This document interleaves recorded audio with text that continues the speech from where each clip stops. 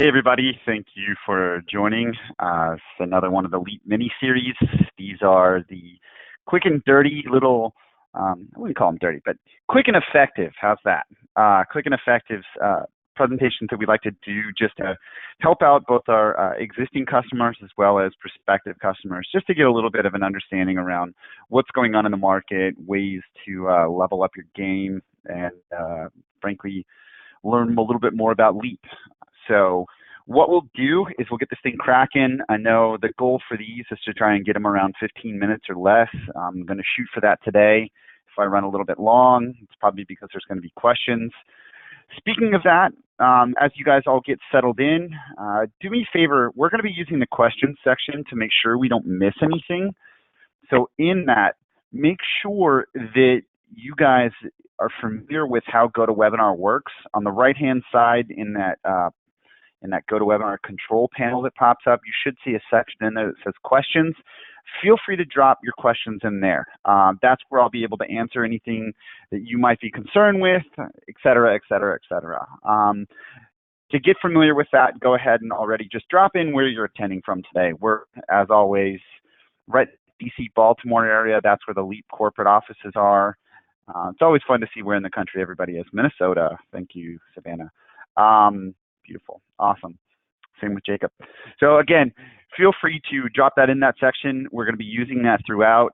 So if you have questions, that's where I'm going to be looking.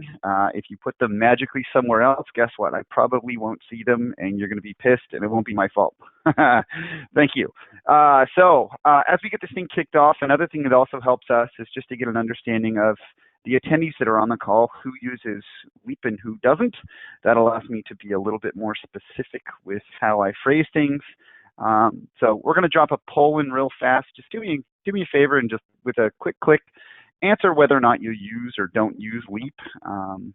Michelle, who's our marketing manager, is also on the line. She'll be helping us out with some of that today as well. So Michelle, go ahead and kick that off. There we go. Awesome. So on your screen, you should see, are you currently using Leap? ? Go ahead and just answer that super fast. That'll help us get a quick understanding of who is and who isn't. So just a couple folks left, and we'll get this thing rocking. The faster you vote, the faster I start talking about things that matter. All right, come on.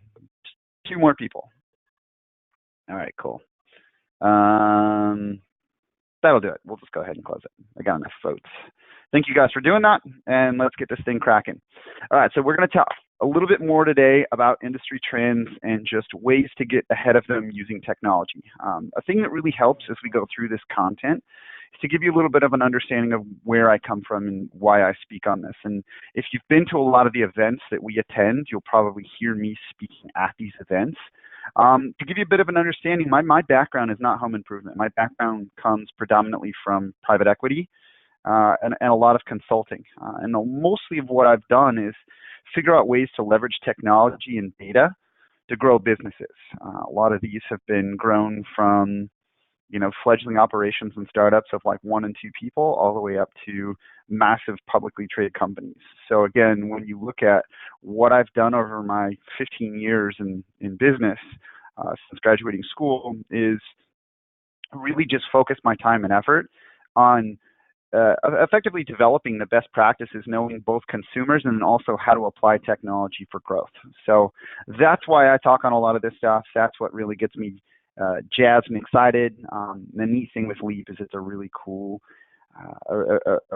way to do that within this home improvement space, which again, as we'll see from our first slides as we get going, is really devoid of technology. So the main things that we're going to talk about today are really just that. We're going to take a look at the industry and what's changing. We're going to talk a little bit about the digital perspective. So why you should be digital, what are some of the things that you need to be doing? And then as we go through the last 2 bullets in there, it's just, there's a big difference between going digital and then doing it right. And then as well too, a lot of people who are still using a lot of manual processes, which even the folks that do use Leap, I guarantee you there are ways that you can even further your digital strategy within your business after you see some of the stuff we talk about today. So if you're not using it, we'll also talk a little bit more about where to start. Go ahead. Oh, I was just going to jump in and just say your thing is not sharing currently, so I just wanted to make sure our audience can see you today. That would be helpful, wouldn't it? There you go. We can Can you see guys see? you. We Hey, can see technology. So cool, sweet. Thanks, Michelle. All right. Round of applause for Michelle for letting me not completely look like an idiot on this call. So let's keep rocking. So these are the things that we're going to be going through today. Again, we're going to be talking about industry trends and technology, et cetera. So let's take a look at the industry as we know it. You've probably seen this slide if you've ever attended one of these in the past. Really, one of the things that blew my mind when I first came into this industry working with Leap was that so many of your businesses are so manual process intensive, whether that be involving paper or even involving manual processes paired with technology. It blows my mind. When you look at our industry with the home remodeling, that is,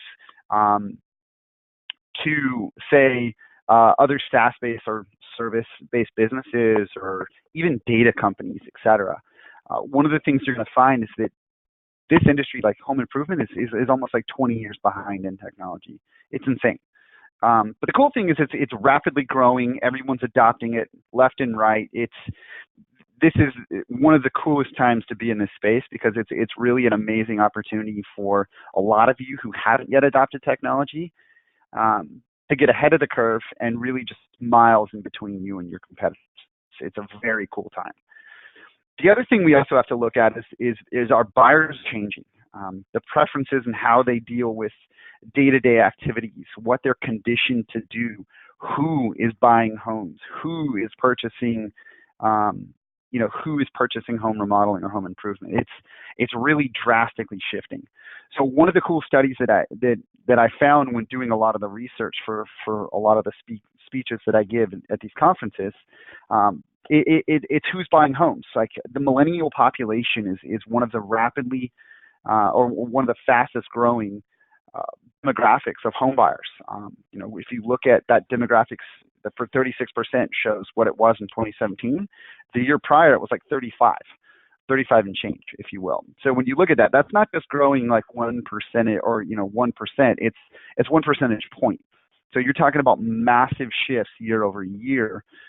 Statistically speaking, on who is buying homes. And you have to understand, if that population is massively expanding in purchasing homes, you have to look at what they're buying. The millennial population graduated college or has been graduating college in really either the worst economic time possible or just on the upswing of it, and they're still competing to get their place in the world, so to speak. So when you look at what millennial home buyers are purchasing, it kind of leads us to another slide which is actually coming up, but they're not buying new homes. When you look at like the baby boomers and a lot of these other demographics, Gen Y, that were far more established, those are the people that are buying brand new spec homes. Those are the people that are buying the newer track homes that, guess what, don't need a lot of work. So millennials are not only buying homes, but they're buying the homes that get worked on. So as we move along, we also have to recognize that there's this big urban flight, really of this population pushing out into the burbs. You can't afford to live in cities. You look at, I'm from California. San Francisco, for example, it's the most expensive real estate in the world. And you look, one of the funniest statistics I read the other day was that if you have a median household income of less than $120,000 in San Francisco, you can actually qualify for food stamps. That's insane. Would that happen anywhere else in the world? No. So you look at that, it's who can afford an actual home in San Francisco? Not many people. So you look at a lot of the other major cities I see on here too. We've got Stamford, Connecticut, Minneapolis. Like these are all hotbeds for massive growth, especially in and around the city. So where can people actually afford to live? It's as close to the city as possible, but not actually in the city. So that's another huge thing you guys got to start thinking about. We also have to consider too that there's a lot of us that work with that other population of the baby boomers, like I mentioned. Even though a lot of them are already active homeowners, there's this misconception that they're not tech savvy, and the way you need to deal with them needs to mirror their archaic tendencies. Well, newsflash, they're not archaic. You start looking at one of the really cool trends to see is the use of like Siri, or on Android like Bixby. are some of the other automated attendants that have been built into our technology day to day. And some of the biggest users of those auto attendants are actually the the baby boomer and up population, that 45 and over population. And ask yourself why. It's because they don't want to type all that out. They want to simply just ask their phone, hey, where's the nearest gas station? Or what's the best shingle to put on my roof? Or is there a difference between this and this? What do? They go out and Google it for you. So again, the voice to search is actually one of the biggest trends that you see being adopted by that generation. There's no longer an excuse to not be around technology, which also shows on this slide that over 100 million smartphone users are going to be beyond that 45 age. So it's almost half the market share. It's pretty huge. And those are people with money. So again, you have to start thinking about how you interact with these developing populations. If you walk into that house of paper, you're probably going to look like a Muppet. So again, start thinking about those things. The next bit that we talked about a little bit, and I alluded to this on that millennial slide, is the average age of inventory of homes is massively growing as well. So you have this average age of 37 years old. Well, guess what? Most roofs have to be replaced at this age. Most siding is going to start looking like crap, or the trends that existed 37 years ago probably not going to be in style today. Granted, clothes and some of that stuff are a different story, which is why we look at certain style of the youth and shake our heads, but not the case with home ownership. You look at a lot of the designs that existed back in the 70s or back in the 80s. Yeah, that's not cool. So again, got to ask yourself the question of, if this is what people are buying, our industry is ripe. It is such a great place to be and such a cool time to be in it. So it's exciting, but at the same time, if you're not geared toward that population and their demands, you're really putting yourself at a massive disadvantage. So the next thing I want to talk about is transparency. All right, there's this idea that I can just one call close everybody, or I can just bulldog people through all. No. Because of the digital tendencies that exist with our consumers, transparency is one of these really neat emerging subjects. There was a study done, 2,000 consumers were surveyed, and one of the biggest glaring insights from this report was that 86% of people are likely to take their business elsewhere if a company is not transparent. And you ask yourself the question, okay, what does transparency mean? Does that mean I'm going to tell them my costs versus my markups? Hell no. It's education. That's what it's pertaining to. It's letting these consumers understand and know what you're doing and why you're doing it as they're in the home, as they're talking with them. That is going to be one of the most important pieces, is you have to have the tool to work with somebody and say, all right, I know how to measure a roof in my sleep. You don't. You've never done it. This is a huge purchase and there's a lot of anxiety around it. The only way someone's going to be comfortable with a big purchase is if you teach them how you get to your price. You teach them what is important about these products. You teach them about how their purchase is going to make their existence better. So transparency is not something that exists solely in the fact that, hey, I can bring in a sample of some shingles, have them roll it up and be like, look, it doesn't break. Or, hey, this can sustain 200-mile-an-hour winds. No, that's a portion of it. Transparency also has to exist with, hey, I know you've never put a window in, or replaced a window in your house. Let me tell you what the difference between a casement and a double hung window is. It's an industry term that means it's really easy for us to understand. We're in the industry. But you, on the other hand, might not know the difference. So let's talk about each. Or it might come down to financing. Hey, we've got 3 different types of loans that we offer. We offer low monthly payments. We offer no interest, no payments. We also offer deferred interest. Let's talk about the difference between each one of them and figure out the one that's best for you. Transparency goes way above and beyond a lot of this, such that it allows you to bring this person in feel that they're locked in arm with you, and it just builds a phenomenal amount of trust. So a couple other quotes came out of this as well. When we talk about, okay, well, here's the risk of doing this. Well, it's actually not a risk. 73% of the consumers said they're also willing to pay more if you are transparent with them. One of the interesting facts as you start to dive into that 73% is that 86% of the people who did respond positively were also millennial moms. So you look at that and you ask yourself the question of like, who's actually leading the front of these people willing to pay more? It is going back to that millennial population. The other bit is it also is starting to develop this idea of brand loyalty. Like referrals are enormous in our business. So we also have to consider what's important to these buyers. They said 81% said they would be willing to sample a brand's entire range of products if that company was transparent. So again, all of these things compared are hugely important for customers. As we also take a look at this is another slide that we typically use in a lot of our presentations and something I speak very, very heavily toward, being that I'm the VP of marketing and our partnerships and sales. So you look at this and ask yourself the question of like, okay, well, I spend a lot of money on leads. That's something preached at every show that we ever go to. It's in every piece of material that we read. It's, I gotta buy leads. I need more leads. Okay, cool. You got leads. What the hell are you doing to ensure that you're converting them? You know, a lot of companies are spending somewhere in the ballpark of like 10 to 15% of their gross revenue on lead purchases or marketing efforts of some way, shape, or form. Doesn't matter what it is. It's just you're spending money to generate leads. But a lot of times they're just foregoing that other half of the process that says 43% of everything you do or everything you bring in the door is going to close as a result of your processes. All right?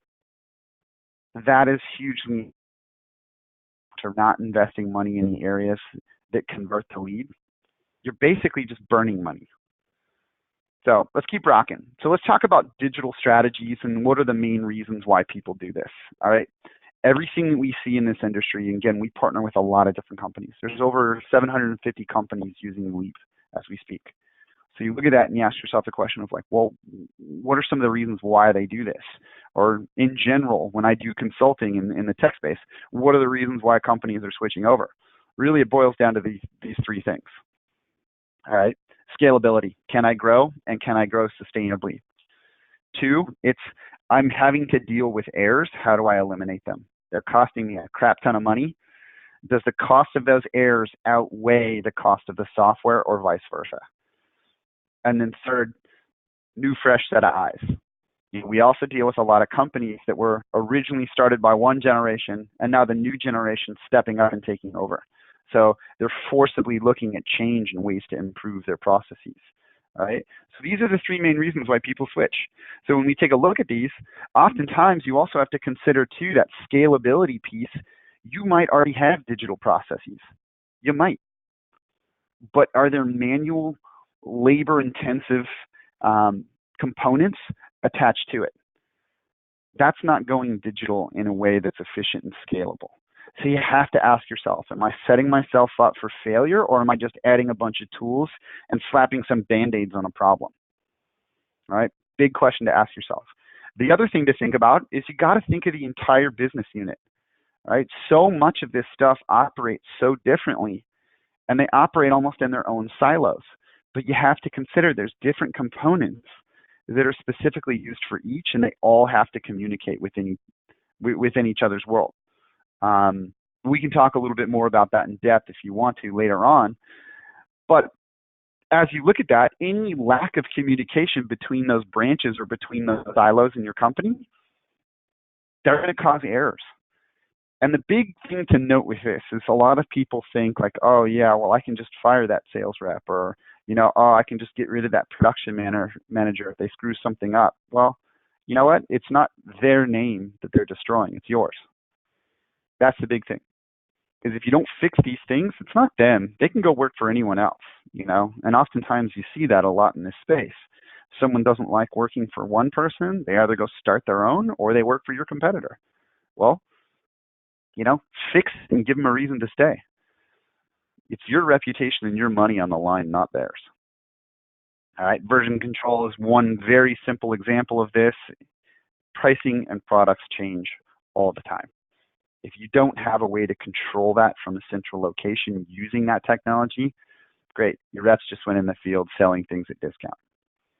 Or they sell something that doesn't exist and you have to clean up the mess. So when we look at this, there's a ton of other stuff that exists. This is just kind of a wrap-up summary. Increased accuracy, shortened processes, the more efficiencies that you can find within a business. Trust me when I say I've gone into organizations, and there's one example I can give you. We actually did a webinar on this back in, I believe it was April or March. The company in question uses Leap. They have 5 locations, about 50 sales reps, 60 sales reps at any given time. Simple little efficiencies that they found raise their average ticket by $1,600, decrease their cancellation by 13 percentage points. They found about $9 million in 1 year. So when you ask yourself the question of, is there something that can be done on this? Yeah. And that company was considered gold standard and is very high on the QR Top 500 list. So you look at that and say, okay, well, that company was already kicking ass. Yeah, they've been around for a really long time too, and they were doing a lot of really dumb things. But guess what? They figured it out. Boom, $9 million 1 year, done. And that's just the first go around. So a lot of really cool things that can be done. So let's really talk about how you do it right. Like I said, you got to think of all departments. If your marketing generates a lead, it goes to your call center and you qualify it. Cool conversations are had. If those notes don't get into the hands of your sales reps, they're going into the home with a disadvantage. If your sales reps go through a really multi-hour intensive conversation with those those consumers, and those notes don't get over to production, big disadvantage. And then vice versa, if that all doesn't work its way back into the marketing funnel for upsells or rehash down the road, great. You're basically spending money on leads that never will amount to anything. Integrations too, think about it. If your communication or if the software doesn't communicate with other software, bad. There's no silver bullet to kill every werewolf. There isn't. Guess what? You got to put together an arsenal of different tools that specialize in the right areas, but you also got to make sure that they work together. The only way that they do that is through what's known as an API. If you need more info on what that is, we can go into that later on. Maintain the momentum inside that home. If you can do that, that is the key to selling. You give that person any downtime or you take away from that transparency, and all of a sudden they will start to go think about all the other million things that are going on in their life. Oh, I got to put the kids to bed. Oh, I got to go make dinner. Oh, I'm got to go walk the dog or do this or do that. Like, people will keep themselves entertained. They've got the attention span of a gnat. So maintain the momentum, and it's just going to blow your close rate out the door. It's awesome. The last thing, connectivity cannot be a barrier. So many people say, oh, I bet you do. Does it require connectivity when you go into a home? Yep, it's web-based. Bad. That's bad. There's never going to be 100% of the jobs that you run having connectivity. You might have slow service. Like, ask yourselves the question, what happens when you get that little spinning wheel of death? Like, that is one of the biggest killers of momentum in anything that we do, even if it's our own internal processes. If we get pissed off because we can't load a web page, guess what? I'm going to think of something else I'd rather be doing. So, got to make sure that connectivity is not an issue. And one of the neatest things that we've done with Leap, and it's one of the things that makes us so different from anyone else, we are literally the only organization that has natively built a tool to handle everything in the home directly into an iPad. You do not need connectivity to function. So if you're considering doing anything else, or if you're considering figuring out a solution to solve for that core component of your business, which is that sales functionality, and anyone says, oh yeah, it's web-based, guess what? Have your paper ready to go, because you're going to need it. And then lastly, where to start? Ask yourself these 4 questions, guys. I'm going to wrap it up right now. How much am I spending on leads versus the processes to convert the leads? If you find that it's anywhere disproportionate to that 57-43, you're doing it wrong. And I sincerely mean that. It's you got to make sure that you balance the spend. If you've ironed out the marketing piece and you've got a really solid canvassing, digital plus traditional methods put together, cool. What are you doing when that rep gets in the home? What are you doing with your call centers, et cetera? You got to make sure they have the tools to succeed. If you're paper intensive, well, that's just a very easy sign that you're doing it wrong. And then lastly, for the scalability component, how easy is it to bring on a new rep and get them out in the field selling? If it takes you forever to go through, hey, you got to have this paper and do this and do that, you're doing it wrong. You got to make sure that you can easily train people on a process and keep them on task. And you have to be able to manage that accordingly. So if you don't have the data to say what happens in the home, you're also at a disadvantage.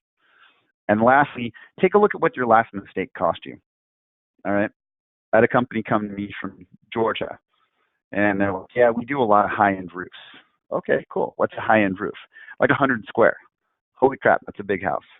And they're like, yeah, well, one of our reps was in the field, and they forgot to put the garage or the detached garage in the estimate. So when they went to this lawyer's house, they filled out the estimate and said, cool, here's everything. This includes the entire home, et cetera. Well, the entire home technically includes the detached garage. And this guy basically had to come out of pocket for a 15 square garage. It wasn't painless, to say the least, especially in the fact that he did it to a lawyer's home. So again, when you look at that, you got to weigh the difference between these costly errors that might be little onesies and twosies here and there relative to the cost of doing something bigger and better down the road. The last thing I always like to throw in here too, it's kind of a little poke to get action out of you guys. Insanity is doing the same thing over and over, expecting a different result. So again, if you find yourself doing the same exact thing while the industry is drastically shifting to a different buyer, to an aging inventory, and to this demand for technology and transparency, and you stay the same, guess what's going to happen? You're probably going to get left in the dust by those who figured it out earlier than you did. So again, one of the things I really want to make note of with this is there's solutions out there. There's a lot of really cool ideas and ways to level up. So my recommendation to you guys is if you haven't done it, reach out to us. We'd love to just walk you through just some of these core components of the software that we've built and show you exactly how it does what it does and layers into your business.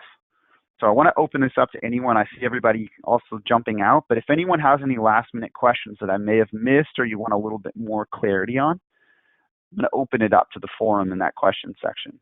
If not, we're good to go. This is all going to be recorded and we're going to share it back out with you. So you'll have access to a lot of the slides that I went through today. So does anyone have any questions? Feel free to throw those in that question session. And I will wait for just a couple seconds before we call this. Again, these are designed to be quick. I went a little bit long today, so I apologize, you guys. I'm getting better. We'll get these things down to where they need to be. Any questions? All right, it looks like we are going to be good to go for now. Thank you guys so much for attending. Again, you can always reach out to us. Our website's leaptodigital.com. That's my personal contact info, so if you have any additional insights that you'd like to have on your end, any questions, comments, concerns, feel free to reach out to me directly. Thank you guys so much for always attending these. It really means a lot to us, and we're just so grateful to have you in our world. Thank you again. Happy Thursday, and we'll talk to you soon.